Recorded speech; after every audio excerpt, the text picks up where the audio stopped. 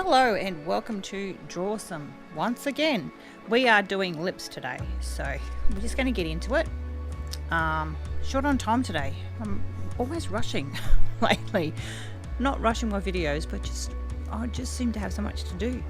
I'm not sure about this isolation stuff. It seems to be that the more isolation, the more work I get done, so which is a good thing, you know. It's less procrastination and more isolation. So lips. So let's talk about this for a little bit while I'm doing it, because I'm not gonna like bombard you. But if you're a beginner, I always say to do how I do it. I generally don't use a lot of line work. I use a lot of shadowing. But if I am drawing it up just to get an idea, because everyone's lips are different, you know, you've got the Cupid's bow, you've got the actual gap. What I will say is, if you're a beginner, I don't recommend doing teeth. If you're a beginner, I'd look for references that have a closed mouth rather than showing teeth, because teeth can be quite tricky once you bring them into the mix if you're a beginner. Obviously, once you've got the idea of how different poses are with the mouth, the middle part is not usually a straight line, but we're going to make this one relatively straight just to start off with, and then I'm going to show you a few tips. So you've got what's called the Cupid's bow. So what you need to do is work out how much room, you know, you're going to have. So let's go put a dot here, and I'm sort of looking at this on a funny angle so that you guys can see, but I would generally, you know, put two dots like this, so you've got an idea where, if you've broken it in thirds. This is the smiley line, this is the open mouth part, but we'll talk about more about that in a minute. So then you've got your line, you know, so if it's a small mouth, you bring your corners in closer to this angle here, and if it's a smiley mouth, you're obviously going to add the creases or make that wider, but for argument's sake, we're just going to go, so you want to make sure that it's sort of even. Okay, so you've got your line, you've got your starting point. So all you do now is join the dots up. So you want the same, like that. Now you want the middle. Some people's Cupid bow, that's what it's called, you know, the little thing here. Babies tend to have they don't have a big thing. They tend to have this like sucky little blister thing that goes on here. So you wouldn't have a Cupid's bow as such. You would have an arc for a baby. But for all intents and purposes, so we're doing an adult. And this is the other thing, if you were doing a male, they may have shadow there. They may have a different mouth. Some people's mouth don't have a very big Cupid bow. But for this one, we're going to sort of aim for about here. This is what makes people's faces unique, right? So how you recognize people is how you do their eyes. Obviously, if you do the same generic mouth for every single person, they're all going to look the same. So doing a stylized face, if you've got a character that you like to do and you work on a stylized face, then you do the same mouth over and over again. It's not going to matter. But if you're doing portraiture work, you generally will want to look at the distance between this crease and these lines. Okay, because that's where these features come in. So you've got the Cupid's bow that goes around here, and I know you can see the dots, and that's fine. I just wanted you to be able to see them. Some people here may come in, instead of going like that and having fuller lips, they may have thinner lips. So you can draw this in a bit more of a downward thing. Now I'm just noticing that line there, see? There we go. Aphantasia, thank you very much. I've got this on an angle, so I probably should have been a bit more leaning over it. Rub it out already, Laurie. Rub it out already. Okay, so that's your start. That's your top lip. That's my top lip. I'm the one drawing it. So then for the bottom, you want to look for the distance between here, because this is where the mouth is opening, right? This is probably the biggest part of the middle of the opening of the mouth. So you want to look at the distance between here and the bottom lip. Some people have a really big bottom lip. Some people have very thin bottom lips. So again, you need to make sure that on your reference photo, you're doing this sort of size. And I tend to do that. I'll go up to my reference and I'll be like, oh, about that big. Now, I will say that when I do these in watercolor, I don't put harsh lines. I tend to use just shading. So this is quite a challenge for me because I'm trying to work it out in my head like a line. So this mark here, this marks your bottom lip. So we've sort of done the same size. It could be bigger, but for this one we're going to do here. Okay, so that's her bottom lip, and you always find that's a bit puffy there, and then it comes up to here. Okay, so that's her bottom lip. Again, you want to be checking your reference photo for how far this is and where these corners actually, how long this part here is. And if you wanted to, you could get a ruler out and even measure it if you really wanted to be, you know, that sort of, you know, if you want to be that exact. So the next thing we want to look at is, now I wouldn't normally put these dots in, I've just done that to show you, but this here is the line for the mouth. So we're just gonna, this is never straight. It's always a bit, probably not that wiggly. It's always a little bit wiggly, right? And then the top lip will have some shading. So we're gonna shade that just a little bit. So I don't want to make it completely blacked out. So that's the top lip, okay? So these here will be your corners of your mouth. I'm just going to rub those dots out now and just show you, because the corners of your mouth,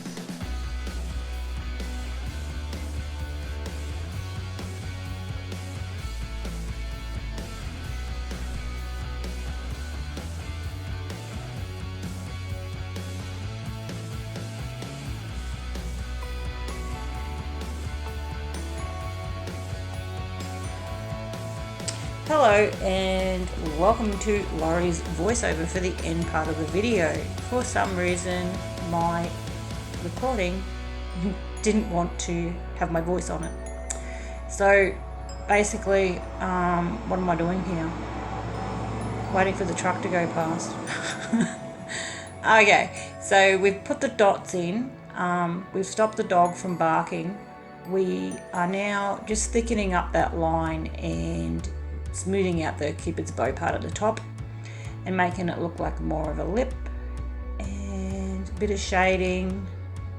And then I decided to put in a few little lines, because we all have those like lines on our lips, whether they be, you know, some people have cracked lips, but generally we have those lines from, you know, puckering up and doing kisses and all that kind of stuff.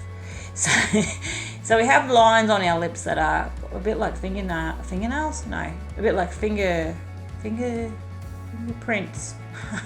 Words are hard. Fingerprints. So yeah, you got to put those in. Some people have lots of really deep lines and some people don't, and it depends whether someone has lipstick on or not too, because sometimes the lipstick can make it look thicker, you know, like there's more line. So then I've continued to shade around the bottom lip. The bottom lip always is brighter or lighter than the top lip. So I've done that, and I don't know what I'm doing now. Probably looking for a pencil. Yes, that's right, because I didn't like how thin this pencil was. I needed to do a bit more shading. So I decided to pull out a different pencil, and as I was going through them, I found out that they were pretty much all needing sharpening. You know, I'm a real great person that doesn't sharpen pencils very often. I often see sharpening pencils as watching money get cut into pieces on your desk or into the bin, which, if you're watching this, you really should be putting that in a bin, not on your desk. But yeah, I tend to just not sharpen my pencils, because the smaller they get, the more money it's going to cost me in the long run. So this pencil is a 2B, if I remember correctly. Oh no, yep, I'm going to use this one. It's a 2B, I think. I just decided to do a bit of shading around the chin area, just to give it a bit more realism, real looking, real shady stuff. And the corners of your mouth tend to often be dark. It doesn't really matter whether your mouth's in a resting position or whether you're smiling. Those creases tend to go in quite far. If you look in the mirror, and I think that's always the best way to do body parts, is to just look in the mirror at what you've got in the mirror, because and just sort of pull faces, you know. Don't let anyone see you though, because you know they might end up committing you. But just oh, now I'm using my rubber to smudge it, like to blend it. I'm using my rubber to blend it, not smudge it. Smudging is when you accidentally touch pencil. Blending is when you deliberately do it. That's my technical description of those, definition. So the bottom part now, I decided that I didn't really want too much harsh lines. And this is quite typical of me, because I don't generally line in anything when it comes to painting lips. I tend to use watercolor or paint all my colors, and I'll just do light and dark. I don't generally do lines. Even with the line in the middle, I don't generally do a line. And the corners here, again, I'm just trying to give a bit more emphasis on that.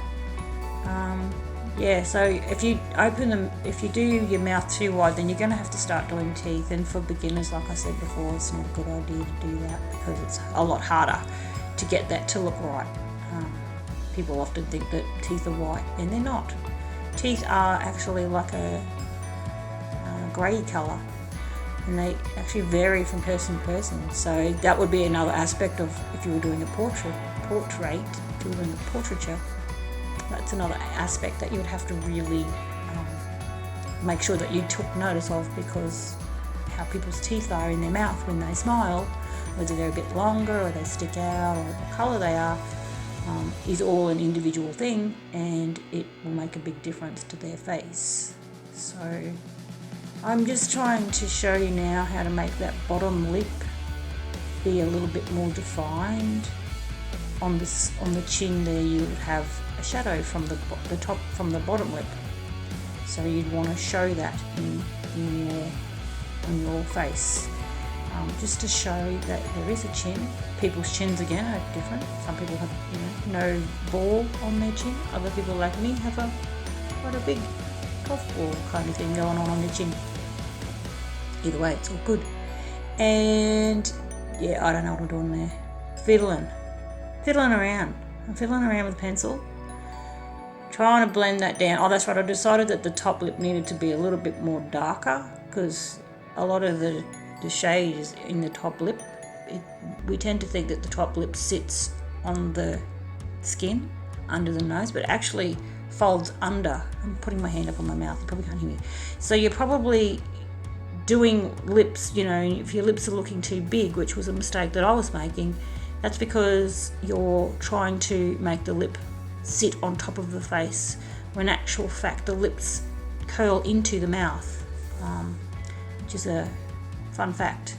So you've got to try and make them look spherical, I guess, instead of flat, just to give them more shape. I'm just adding a bit more lines with the lighter colour pencil now. I went back to the mechanical pencil and here we go, I swapped again. Clearly I wasn't happy with that. Just to put a bit more shading in there. And then I just wanted to blend that in a little bit. Oh, it looks a bit weird now looking at it. This is what happens, isn't it? You take a photo of your work and look at it back, and then you can start critiquing your own stuff. But yes, that's that line in the middle. You don't want that to be straight. You just want that to be like a shading, and that would be in regard to how your reference photo looks. Some people have a really, it depends what you're doing with your mouth too. Here we go again, blending. Just trying to Get rid of some of that harshness. Now that we don't need those dots now, so you can smudge those out of the way. Not smudge, blend. Blend. Oh, here I was just explaining, some people have quite an arc on their kibber's bow, and some people have more of a you know, like almost a straight top of their lip. I have quite a big kibber's bow. I'll stick my finger in it now. Yeah, so you know, I mean, if you were to draw mine, it would be like the other one. It'd be narrower because that distance is important. Okay, so now I'm just adding a bit of cheat white, is what I call it, because it is kind of cheating, but it also helps because it gives you a bit more of an idea. And you can draw over this stuff. These pens are really great. You can draw over them, and you can remove it with a little bit of water if you've gone a bit too nuts, which is sometimes what I do. And you can put a little bit of water over it, and that will get it either to go into like a grey, or you can just wash it off, basically. Obviously it'll be dependent on your paper. So then I've shaded down into that so that it doesn't look so harsh, which is helpful too, because the pencil will hit it and it brings it more to the forefront and makes it look whiter. So it's all trick of the eye, really. That's what art is. And then I've just added a bit more shading. I think that's nearly done. If I'm not nearly done, I should be close. That's a little pouty thing. Sometimes that's a bigger bulge there, but on this one I decided not to go too nuts. So that's lips, everybody. Thanks for sticking with me, and sorry about the last part of this video. It happens, but I did it. I'm actually very happy with how this turned out this week. Probably my best yet, and I feel like I'm getting more confident with the sketching.